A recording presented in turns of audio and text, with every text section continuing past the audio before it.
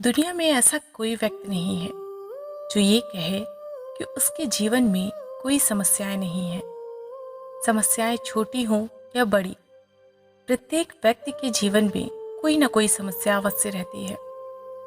आज की कहानी में एक ऐसे लड़के की कहानी है जो अपने जीवन में पूरी तरीके से हार गया था।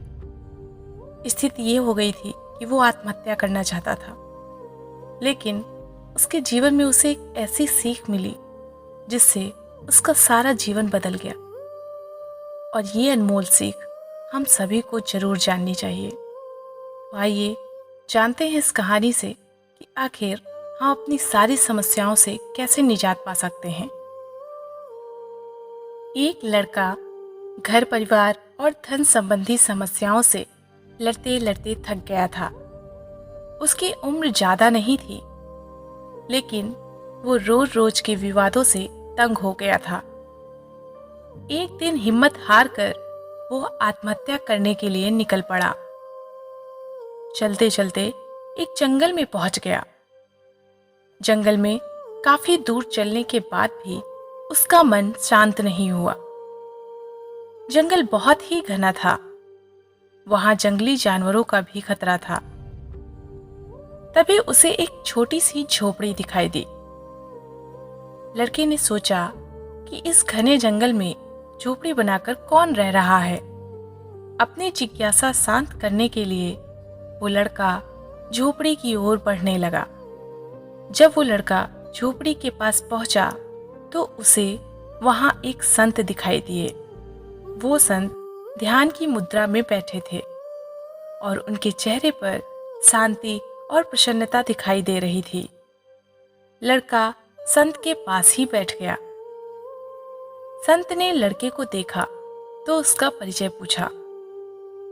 लड़के ने कहा कि वो अपने जीवन में परेशान हो गया है और मरना चाहता है, इसीलिए इस जंगल में आया हूं ताकि किसी तरह से मैं अपना जीवन खत्म कर सकूं। संत ने लड़के की बातें सुनी और समझ गए कि कम उम्र में मिले तनाव के कारण ये बहुत ज्यादा निराश हो गया है।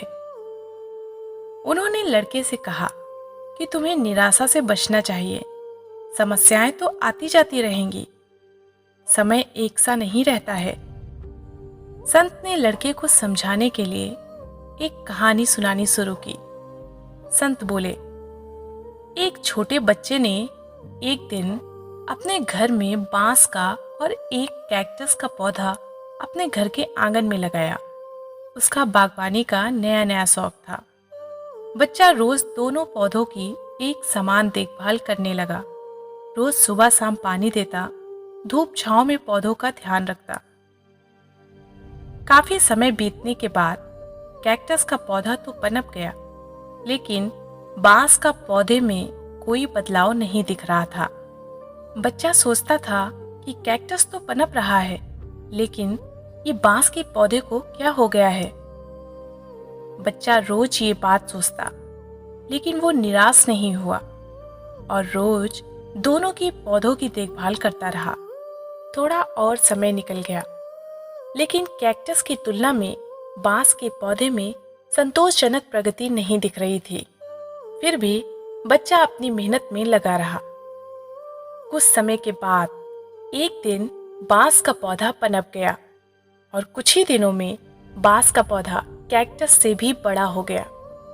संत ने उस निराश लड़के से आगे कहा कि बांस का पौधा पहले तो अपनी जड़ें मजबूत कर रहा था, इसलिए उसे पनपने में समय लगा, लेकिन वो बच्चा भी अपनी कोशिशों से पीछे नहीं हटा, निराश नहीं हुआ।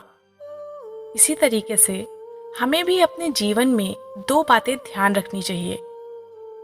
पहली बात तो ये है कि हालात कैसे भी हों, सकारात्मकता और धैर्य न छोड़े।